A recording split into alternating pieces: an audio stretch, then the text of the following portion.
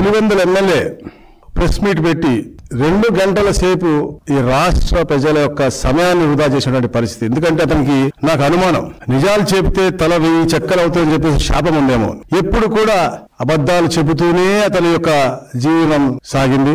ఆఖరికి ఈ రోజున మాట్లాడుతూ గూగుల్ విషయంలో కూడా మాట్లాడారు. గూగుల్ తేవటంలో వాళ్ళ ప్రమేయం ఉంది అని చెప్పడం అంటే ఎంత హాస్యాస్పదంగా ఉందో ఈ రాష్ట్ర ప్రజలు. ఎందుకంటే నేను ఒకటే మాట్లాడుతా ఉన్నాను. గూగుల్ తేవటంలో అతని హస్తం ఉంది అనేది పులివెందుల ఎమ్మెల్యే కుటుంబ సభ్యులైనటువంటి మిగతా 3 నమ్ముతారా?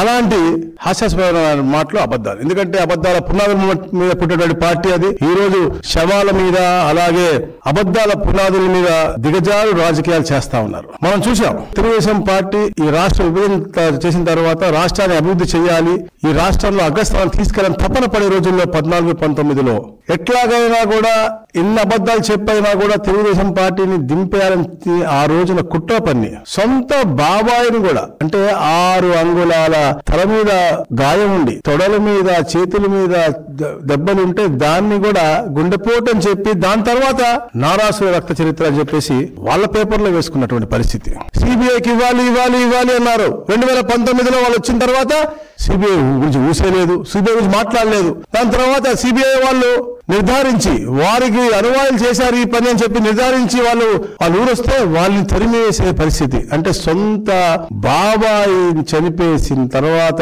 5 సంవత్సరాలు ముఖ్యమంత్రిగా ఉండి దాన్ని ఎవరు చేశారు వాళ్ళని శిక్ష చేయించినంత సిగ్గులోని జీవితం ఉన్నటువంటి పరిస్థితి మనకు కనపడతా ఉంది.